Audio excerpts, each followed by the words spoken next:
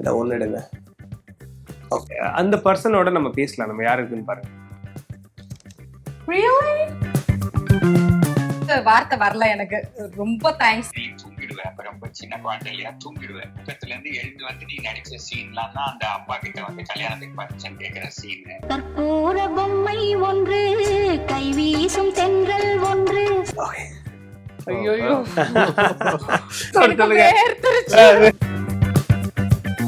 அப்பா முடிவு பண்ணாருன்னா ஐ கான்ட் மிஸ் ஆயிடுது. அப்படிதான் வந்து இவர் தலையில நல்ல ஹஸ்பண்டா சோறு போட்டு வளர்த்துருக்கு. போனா போகுது, ஏதோ ஒரு சான்ஸ் கொடுத்து பாப்போம்.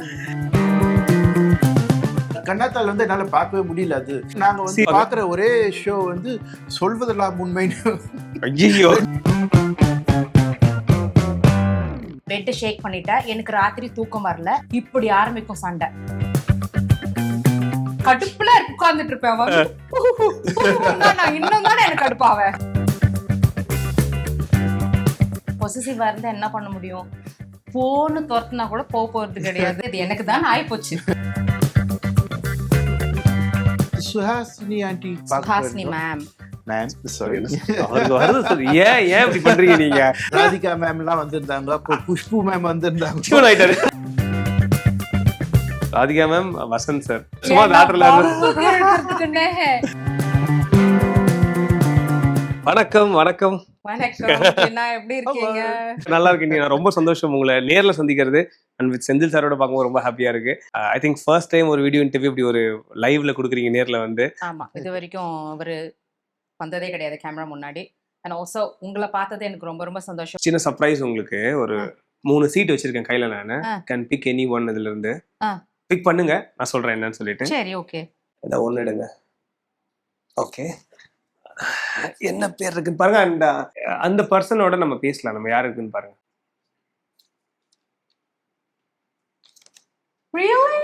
யார் சொல்லுங்க, மக்கள்கிட்ட சொல்லுங்க. வசந்த் அங்கிள். கட்டுங்க. Is it Basant uncle? Vasanth sir. Yes. Really? Try பண்ணி பாப்போம், கால் பண்ணி பாப்போம் அவருக்கு. This is an amazing surprise. Try பண்ணுவோமா? ஓகே, ஏன்னா அவர் என்ன நினைக்கிறது தெரியல இருக்கு. நிஜமாவா? கெலடி கண்மணி டைரக்டர். அந்த டைரக்டர் ஆமா, நம்மளோட கெரியர்ல முக்கியமான படம். கல்யாணத்துக்கு வந்திருந்தார், காலையில முகூர்த்தத்துக்கு வந்திருந்தார். ஹலோ ஹலோ, எப்படி அங்கிள் இருக்கீங்க? நீனா பேச. ஓ மை காட், ரொம்ப ரொம்ப நல்லா இருக்கு. வார்த்தையே வர மாட்டேங்குது. பிகாஸ் ஐம் ஜஸ்ட் ரொம்ப ரொம்ப சந்தோஷத்துல வந்து வார்த்தை வரல எனக்கு. ரொம்ப தேங்க்ஸ். எனக்கு ரொம்ப சந்தோஷம். நீ கிரேட் ஆர்டிஸ்ட். நீ தேங்க்யூ. உங்க வாயில இருந்து அது கேட்கறது வந்து எனக்கு ரொம்ப சந்தோஷமா இருக்கு. பிகாஸ் எனக்கு ஞாபகம் இருக்கு, எனக்கு child actress Kelady கண்மணிக்கு national award வரும்னு எல்லாத்தோட ஆசைப்பட்டது நீங்க தான். நேஷனல் அவார்டு வந்தா என்ன, வரலன்னா என்ன, இந்த நேஷனே உனக்கு அவார்டு கொடுத்துருக்கோம். Thank you means a lot. நீங்க எப்படி இருக்கீங்க? நல்லா இருக்கேன். அதான், நான் ரொம்ப வருஷம் கழிச்சு இப்பதான் வரேன். வந்தது வந்து உங்ககிட்ட பேசுனது என்னோட ஹோல் ட்ரிப்பே வந்து எனக்கு ஒரு சந்தோஷம் ஆக்கிடுச்சு. நம்ம பார்க்கவே இல்ல அதுக்கப்புறம். இல்ல, பார்க்கல. ஏன்னா நான் இந்தியாவுக்கு வரதே இல்ல. நம்ம கேலடி கண்மணில உங்களுக்கு மோஸ்ட் நான் பண்ணினதுல உங்களுக்கு பிடிச்சது, உங்களுக்கு சீனோ இல்ல ஏதாவது நடந்தது உங்களுக்கு ஏதாவது ஞாபகம் இருக்கா? உங்களுக்கு பிடிச்சது என்ன? சில முக்கியமான சீன்ஸ் எல்லாம் வந்து எஸ்பிபி சார் ரொம்ப பிஸியா இருந்ததுனால நிறைய விஷயம் காலங்காத்தால எடுப்போம், இல்லைன்னா லேட் ஈவினிங்ஸ் எடுப்போம். ஒரு 8:30 9க்கு மேல ஆரம்பிச்சதுக்கு 11:30 12 வரைக்கும் போகும். ஏன்னா அப்போ வந்து எஸ்பிபி சார் ரொம்ப பிஸியா பாடிக்கிட்டு இருந்தார் இல்லையா. அவர் வந்து பாடிட்டு ரெக்கார்டிங் வந்து கால்ஷீட் கொடுப்பாரு. ஸோ எவ்ரி டைம் நான் எனக்கு எப்படி இருக்கும்னா, நீங்க குழந்தை நீ தூங்கிடுவேன். அப்ப ரொம்ப சின்ன குழந்தை இல்லையா, தூங்கிடுவேன். உங்க அப்பாட்ட சொல்லி நைஸா உன்னை எழுப்பி தூக்கத்துல இருந்து எழுந்து வந்து நீ நடிச்ச சீன்லாம் தான் அந்த அப்பா கிட்ட வந்து கல்யாணத்துக்கு பர்மிஷன் கேட்கிற சீனு. அந்த மாதிரி நிறைய மறக்க முடியாத சீன்ஸ் எல்லாம். ஆனா அந்த கொஞ்ச நேரம் முதல்ல ஒண்ணு அந்த மாதிரி எழுப்புற போதெல்லாம் பாவமா இருக்கும். ஆனா பாவம் பார்த்தா வேலை நடக்காத. நிறைய மெமரிஸ். பட் சூப்பரா ஆக்ட் பண்ணுவேன். அதெல்லாம் ஒன்றும் நான் தான் சொல்றேன் உனக்கு டேக் ஆர்டிஸ்ட்னு சொல்லிட்டேன். சைல்டு ஆக்ட்ரஸ்க்கு வந்து அந்த மாதிரி ஒரு ஆப்பர்ச்சுனிட்டி வந்து யாருமே கொடுத்துருப்பாங்களான்னு எனக்கு தெரியாது. அதனால என்னைக்குமே லைக் உங்களுக்கு நான் வந்து தேங்க்ஸ் சொல்லிக்கிட்டே இருக்கணும். எத்தனை தடவை ஒரு மில்லியன் டைம் சொன்னா கூட அது இதுவாகாது. உங்களுக்கு நீங்க கொடுத்த எக்ஸ்பீரியன்ஸ்னால, நீங்க கொடுத்த அந்த வாய்ப்புனால தான் எனக்கு எனக்கு ஒரு நல்ல பேர் கிடைச்சது. நீங்க வந்து மழையில நனைகிற மாதிரி ஒரு சீன் வரும் அந்த அனாதை ஆசிரமத்துக்கு எல்லாம் போயிட்டு வந்துட்டு. சோ அதனால நான் என்ன பண்ணுவேன், குழந்தையா இருந்தா கூட உங்ககிட்ட, உனக்கு இப்ப ஞாபகம் இருக்குமான்னு தெரியாது, உங்ககிட்ட சொன்னேன் இந்த மாதிரி ஒரு சீன் எடுக்க போறோம், நீ கொஞ்சம் ஃபுல்லா நனையணும், நனைஞ்சாதான் பாவமா இருக்கும் அப்படின்னு. அதெல்லாம் ஏதோ நான் சொல்றதெல்லாம் கேட்டுட்டு சரி சரி நான் நனைகிறேன் போங்கோ இதெல்லாம் சொல்லணும். எனக்கு வந்து இன்னும் கொஞ்சம் என்ன எப்படி கம்ஃபர்ட் பண்ணலாங்கிற மாதிரியான ஒரு ஸ்வீட் சைல்டு, அதாவது வந்து ஹாப்பி சைல்டு. அப்புறமா எனக்கு விடுகதையில உன்னை ரொம்ப பிடிச்சிருக்கு. அதே நீனா எவ்வளவு நல்லா நடிச்சாங்க, அதேதான் உனக்கு. அது வந்து உனக்கு நடிக்கிறது வந்து சில பேர் என்ன பண்ணுவாங்கன்னா இயல்பாவே அவங்க ஓவர் ஆக்டிங்கே பண்ண மாட்டாங்க. அண்டர் ஆக்டிங்கிறது ஒரு நல்ல, எனக்கு ரொம்ப பிடிச்ச ஒரு ஸ்கூல். நீ அதனால கரெக்டா அவ்வளவு இயல்பா இருப்ப. எப்படி நம்ம பேசுவோமோ லைஃப்ல, நம்ம என்ன வாழ்க்கையில நடிக்கிற மாதிரி ஒண்ணும் இல்லையா, அந்த மாதிரி இயல்பா இருந்தாதான் எனக்கு பிடிக்கும் அந்த டைப் ஆஃப் ஆக்டிங். அதுதான் நீ கேள்விக்க முடியல நான் உன்னை பண்ண வச்சேன். அது அப்படியே இருக்கும் பார்த்தா. அது நீ விடுகதையில பாத்தீங்கன்னாலும் அதே மாதிரியே இருப்ப. ஒரு வார்த்தை சொல்றது வந்து எனக்கு எனக்கு எமோஷனல் ஆகுது. ஆனா but I'm just trying to control myself. Thank you so much. Thank you. Thank you. Thanks. Bye. Okay. ஐயோ சொல்லுங்க. எனக்கு நான் எக்ஸ்பெக்ட் பண்ணவே இல்லை இவர் இந்த மாதிரி. எனக்கு எமோஷனல் ஆகுது பிகாஸ் அவரோட குரல் எத்தனை வருஷம் கழிச்சு கேட்கறது. Vasanth uncle is one of the greatest director. இன்னமும் எனக்கு ரொம்ப ஓவர்வெல்மிங்கா இருக்கு எனக்கு feeling. Thank you team. Thank you so much. Thanks to Vasanth sir. ரொம்ப நன்றி சார் வசந்த் சார். ஏன்னா வந்து அது அப்படி சொன்னோன்னு டக்குன்னு அவரு லைன்ல வந்தது ரொம்ப சந்தோஷம். லைன்ல வந்தது மட்டும் இல்லாம அவ்வளோ அழகா பேசினாரு. அது இன்னொரு டைரக்டரோட படத்தை மென்ஷன் பண்ணி சொல்றாரு பாருங்க, அகத்தியன் சாரோட விடுகதை பார்த்துட்டு எனக்கு அது ரொம்ப பிடிச்சிருந்தது அப்படின்னு சொன்னாரு. அவர் சொல்றாரு, நீ தான் என்னெல்லாம் கூப்பிட மாட்ட, ஆனா நான்லாம் உன் படத்தை பார்ப்பேன். பட் அந்த மாதிரி ஒரு டைரக்டர் திருப்பி அவரோட படத்துல ஏதாவது உங்களுக்கு அப்படி பண்ண முடியாம போச்சா? அதுக்கப்புறம் நிறைய படங்கள் நீங்க ஆக்டிவா இருக்கும் போதே சார் படங்கள் பண்ணிட்டு இருந்தாங்க. எனக்கு அந்த மாதிரி ஆப்பர்ச்சுனிட்டி வரல. அந்த மாதிரிலாம் வந்திருந்ததுன்னா மிஸ் பண்ணிருப்பேன் நான். அப்ப நிறைய பேர் சொன்னாங்க இது எப்படி ரிசீவ் பண்ணுவாங்கன்னு தெரியாது. ரிஸ்க் எடுத்தாரு. ஏன்னா அவர் மேல இருக்கிற நம்பிக்கை, அவர் கதை மேல இருக்கிற நம்பிக்கை.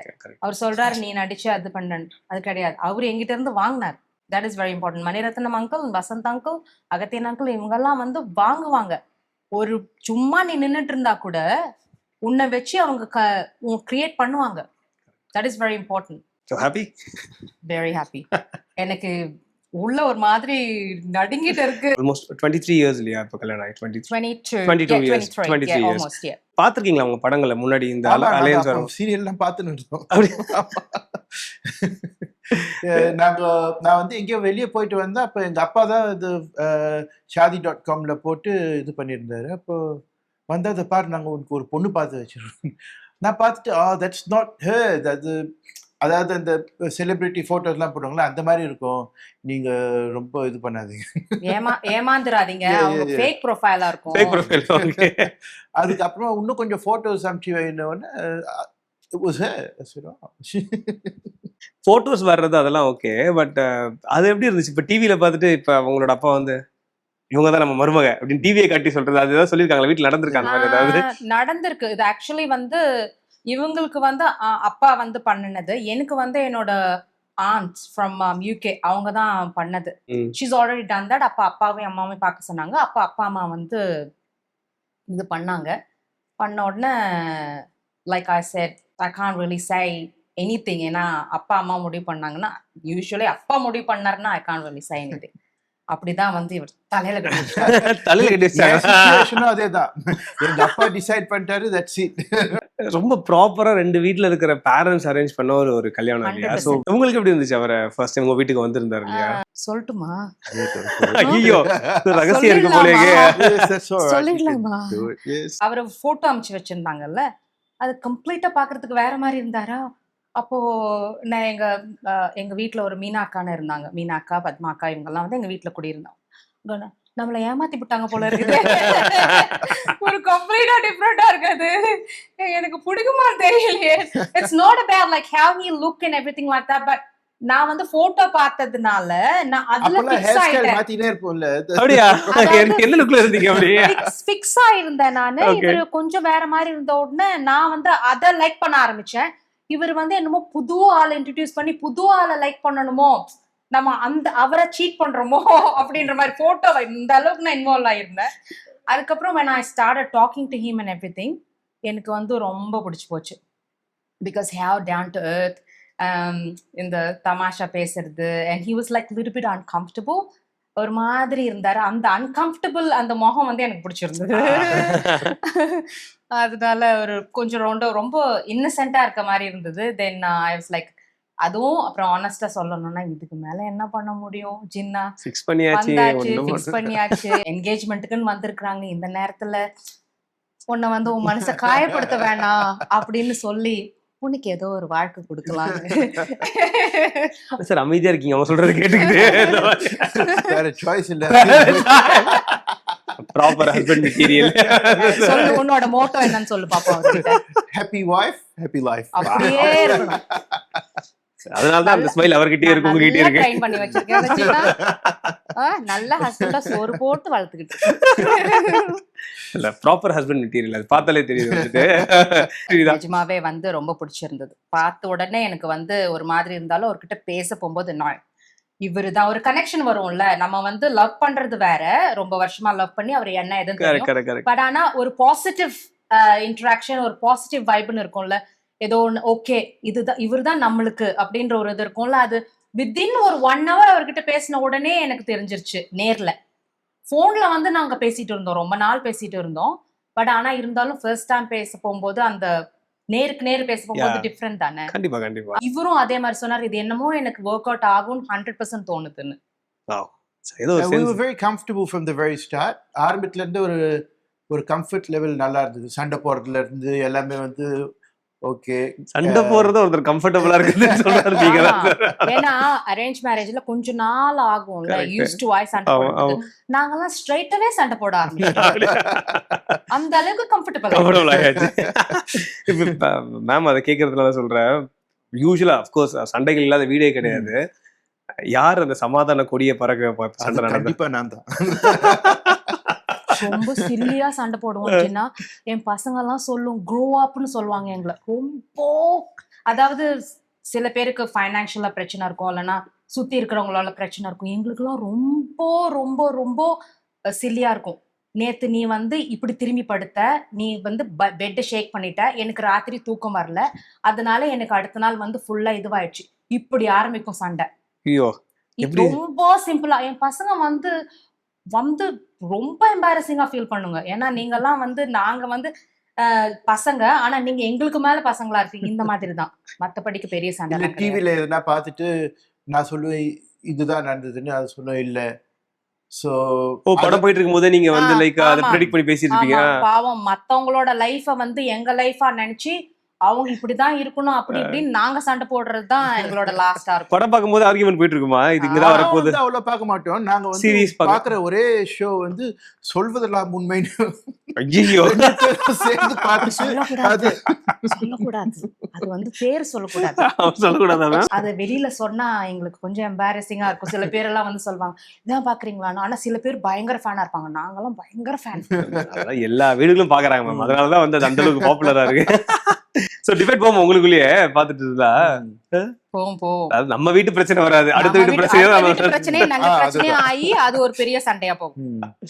சமாதானப்படுத்தும்னு சொன்னீங்கல்ல, மேக்ஸிமம் எப்படி இப்ப வந்து சில வாட்டி உங்க மேல தப்பு இருக்கலாம், சில வாட்டி அவங்க மேல தப்பு இருக்கலாம். ஆனா எப்பவுமே ஸ்டாண்ட் நீங்க தான் இருப்பீங்க கடைசியில. ஆமா, நான் வந்து ஸ்ட்ரைட் அவே சாரி சொல்லிடுவேன். என் மேல தப்பு இருந்தாலும் அவர் மேல தப்பு இருந்தாலும் சாரி. the safe approach. சில நேரத்துல எதுக்கு சாரி கேக்குறாருன்னு தெரியாதே பாவம் மனுஷன் சாரி கேட்டுவார். சாரி சொல்றதுக்கு அவசியம் இல்ல. ஒரு 1 day பேசாத இருந்தா கூட அதுக்கப்புறமா இங்க போலாமா சாப்பிடுன்னு சொன்னா ஒண்ணு எல்லாம் சரியாயிடும். எல்லாமே சரியாயிடும். சாப்பாட்டுல எல்லாத்தையும் அடிச்சுவாரு. ஃபேமிலி அப்படி ஒரு ஃபேமிலி சொல்ல வேணுமா? சார் குக் பண்றதுல உங்களுக்கு எது ரொம்ப பிடிக்கும்? எனக்கா? இவர்கிட்ட கேட்கலாமா நான் குக் பண்றதுல இவருக்கு என்ன பிடிக்கும்? அது வருவோம் நம்ம. முதல்ல நீங்க சொல்லுங்க. அவரோட பெஸ்ட் இது என்னன்னு நான் சொல்லட்டுமா? எனக்கு அவர் பிடிக்கிறது ஆல் டைம் ஃபேவரட். ரொம்ப அருமையா சுடு தண்ணி வைப்பாரு. இதுக்கு மேல என்ன சொல்லணும் அதுக்கு அவரை மாதிரி அந்த கரெக்டான டெம்பரேச்சர். எனக்கு குக்கிங் பண்றதுக்கு அவசியமே கிடையாது. ஏன்னா எங்க அப்பா வந்து ஷெஃப். எங்க அதான் அம்மா வந்து ஷெஃபோட மகன். சரி என்ன சமைப்பீங்க அப்படின்றதுக்காக நைஸ் குக் எங்க அம்மாவும். ஸோ எனக்கு அந்த கிச்சன் பக்கம் போறதுக்கு அவசியமே இல்லாத இருந்தது. பட் நம்ம அதை ரன் பண்ணிருக்கோம் நம்ம ரெஸ்டாரண்ட் வந்து. ஸோ அப்படியே நீங்க ட்ரை பண்ணிருக்கீங்களா எப்பயாவது ட்ரை பண்றதுக்கு? வெங்காயம் கூட உரிச்சது கிடையாதுங்க. இப்பதான் ஏதோ வேலைக்கு போகும்போது சியா சீட்ல வந்து அந்த யோகட் சியா சீட் எல்லாம் போட்டு அதுவே ஒரு பெரிய இதுவா போடுவார். Today I made chia seed with yogurt, you know, and then I cut some this and cut some that. I was like, you know, it's just you have to just put it in. அவ்வளவுதான். அதுவே அவருக்கு ஒரு sir பெரிய நான் வந்து உங்களுடைய அப்பா chef restaurant run பண்ண நான் நினைச்சேன் நம்மால் வந்து நிறைய சமைச்சு கொடுப்பாரு பொண்டாட்டிக்கு நல்லா சூப்பரானு. நான் இல்லைங்களா? பாக்குறதே கிடையாது.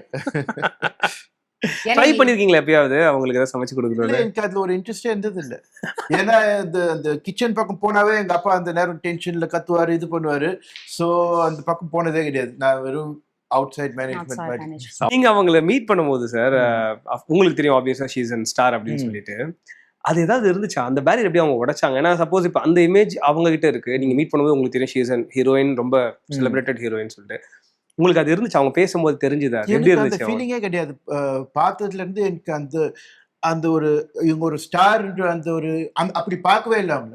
ஐ திங்க் எங்க அம்மா சொன்னாங்க, ஐயோ அது பெரிய இப்போ வந்து பீக்ல இருக்குது, அது வந்து கல்யாணம் பண்ணிட்டு இங்க வந்து ஒரு நார்மல் ஃபேமிலியா இருக்க முடியுமான்ட்டு அந்த ஒரு கொஸ்டின் அவங்க மைண்ட்ல ஓடிட்டே இருந்தது. எங்க அப்பா வந்து பரவாயில்ல, டஃப் குக்கீஸ் இதுதான். அவர் லாக் பண்ணிட்டாரு அவ்வளவுதான். அது அவர் லாக் பண்ணதுக்கு அப்புறமா நானும் வந்து சரி ஓகே ஏதோ போனா போகுது, ஏதோ ஒரு சான்ஸ் கொடுத்து பாப்போம். அவர் பேசுற எல்லாத்துலயும் 1000 அர்த்தம் இருக்கு. நீங்க நோட் பண்றீங்களா தெரியல. அது எதிரில இருந்து பார்க்கும்போது தெரியுது எனக்கு. அது உங்களுக்கு ஆப்வியஸா தெரியும். ஏன்னா அவருக்கு வந்து மனசுல ஒண்ணு வெளியில ஒண்ணு அந்த மாதிரி கிடையாது. ரொம்ப ஓப்பனா இருப்பாரு. அது வந்து அவரோட பிளஸ், சம்டைம்ஸ் கொஞ்சம் மைனஸ். ஆனா மனசு புண்படுத்துற மாதிரி எல்லாம் பேச மாட்டாரு. அவங்களோட படங்கள்லாம் பார்த்து அதை பத்தி எதாவது பேசுனீங்களா அவங்க கிட்ட? அவர் எதாவது பேசினாரு அவங்க கிட்ட ஃபர்ஸ்ட் மீட்ல? ஆரம்பத்துல கிடையாது. இப்போ போக போகதான் நிறைய இந்த கேள்வி எல்லாம் கேட்பேன். அந்த எதனா பார்க்க போகும்போது இது எப்படி நடந்தது, அந்த மாதிரி இந்த பேக்ரவுண்ட் இதெல்லாம் கேட்கறது. ஆரம்பத்துல வந்து அவ்வளோ I didn't take much interest in that. நான் எதுவும் கேட்டதும் இல்லை, எதுவும் இல்லை. ஒரு கண்ணாத்தாள் படம், அப்புறம் விடுகதை வந்து பார்த்தேன். ஓகே, கண்ணாத்தாள் வந்து என்னால பார்க்கவே முடியல. அது ஏன்னா எனக்கு அந்த மாதிரி சாமி படம்லாம் பிடிக்கவே பிடிக்காது. சாமி படம் அந்த லிஸ்ட் வந்து அந்த பழைய காலத்து சாமி படம், ஆதி பராசக்தி, கந்தன் கருணை, திருவிளையாடல் அப்பெல்லாம் பாப்பீங்களா நீங்க? அந்த மாதிரி படம் எல்லாம் நிறைய பார்த்துருக்கேன். காஞ்சி காமாட்சி, அதுல இருக்க டயலாக் எல்லாமும் நல்லா தெரியும். ஒரு வார்த்தை. ஏன்னா அவங்க வந்து அப்போ 80s போனப்போ அதான் யூடியூப் இந்த மாதிரிலாம் எதுவும் கிடையாது பாருங்க. இந்த கேசட்ஸ் தான் இருக்கும். எங்க வீட்டுல அந்த ஒரு 4-5 சாமி படம் இருக்கும். அது எதாவது போட்டு பாக்குறதுனால திருப்பி பாக்குறதுனால அந்த டயலாக் எல்லாம் அப்படியே ஏதாவது சொல்ல முடியுமா? விநாயகர் விஜயத்துல வந்து விநாயகர் எப்படி சிரிப்பாருன்னு சொல்லு பரவாயில்ல.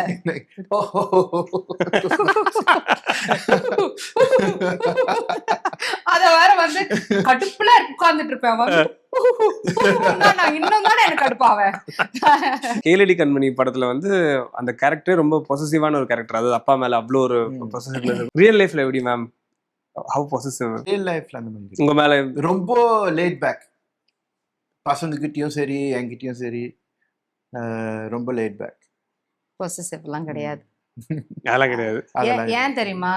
இது எங்கேயும் போகாது, இங்கதான் இருந்தாகணும், சுத்தி வந்தாகணும். பொசசிவா இருந்தா என்ன பண்ண முடியும்?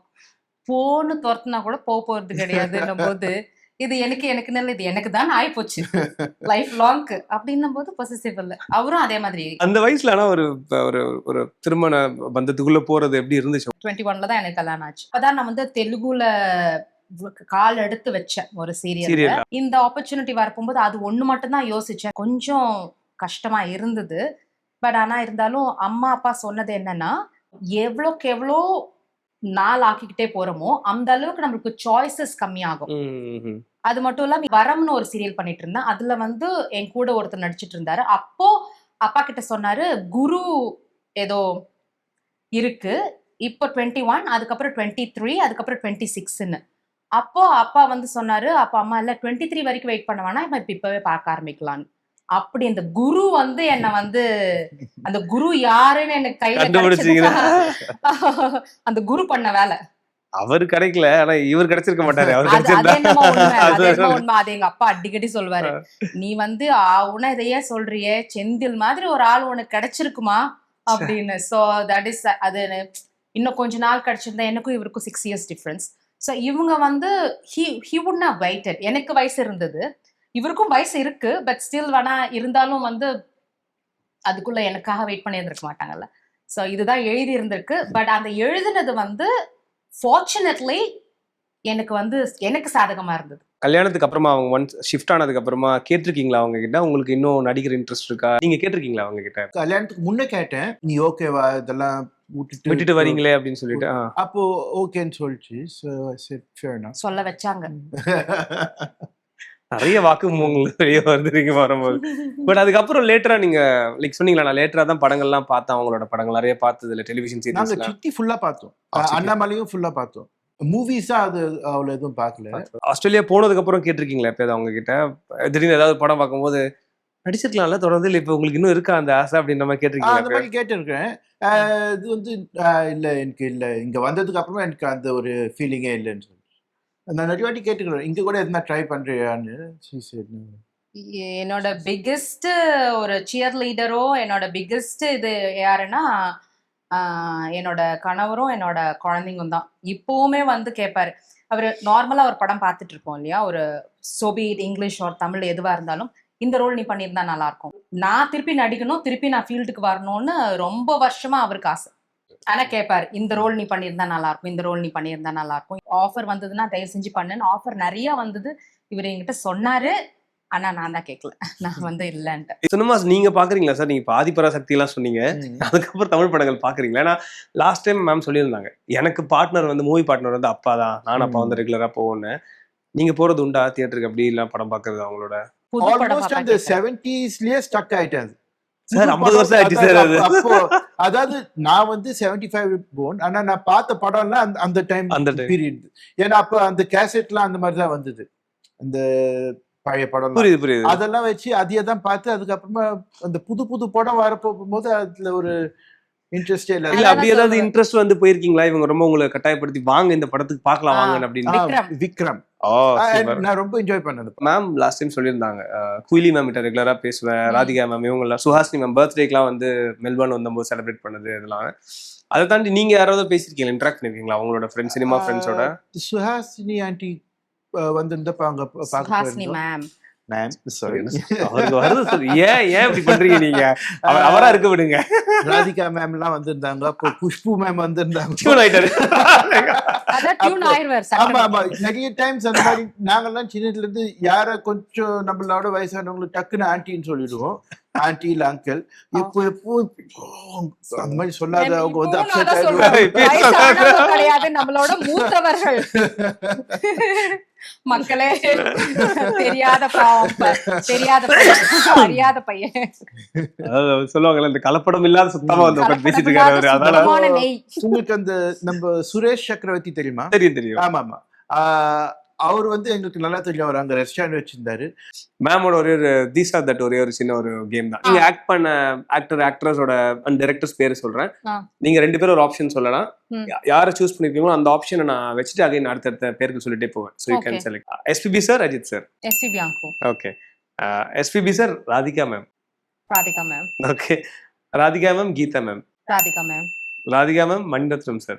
Oh my god, why? I like both of them equally, but Anna Radhika auntie வந்து she's like my mom, so Radhika auntie. Okay. Radhika ma'am, Vasant sir. நீங்க சும்மா லாட்டர்ல Radhika auntie. Okay. Sorry Vasant uncle, you're my favorite, you're all time favorite. அதுக்கப்புறம் நீங்க hold பண்றீங்க நினைக்கிறேன். அப்ப Radhika ma'am, Prakash sir. Radhika ma'am. Okay. Radhika ma'am and Agathiyan sir. Agathian uncle. Agathiyan sir and Karan sir. Agathian uncle, he's my dad. ends the game மாதிரி last ஒரு option தான் இருக்கு. Agathiyan sir, Kamal sir. Agathian uncle. Okay. ரொம்ப கான்ஃபிடென்ட்டா வந்து சொல்லும் போதெல்ல உங்களோட அப்பா அப்படின்ற மாதிரி தான். யோசிக்க வேண்டிய அவசியம் கிடையாது இல்ல, பிகாஸ் எதானாலும் பாத்துக்கலாம், என்ன காமெண்ட்ல கழுவி ஊத்தினாலும் பாத்துக்கலாம், because this is the truth. இல்ல நீங்க சொல்லிருக்கீங்க நம்ம கிட்டே வந்து அவர் என்ன பொண்ணா அந்த 3 பேர் தாண்டி 4ஆவதா என்ன மகளா பார்த்தனால வந்து கரெக்டா வச்சுங்க பாருங்க கடைசியில என்னது நட்ல வச்சேன்னு பாத்தியா லட்ல வச்சேன் லட்ல வச்சேன், நட்ல வச்சேன்ற மாதிரி கடைசியில வச்சுங்க பாருங்க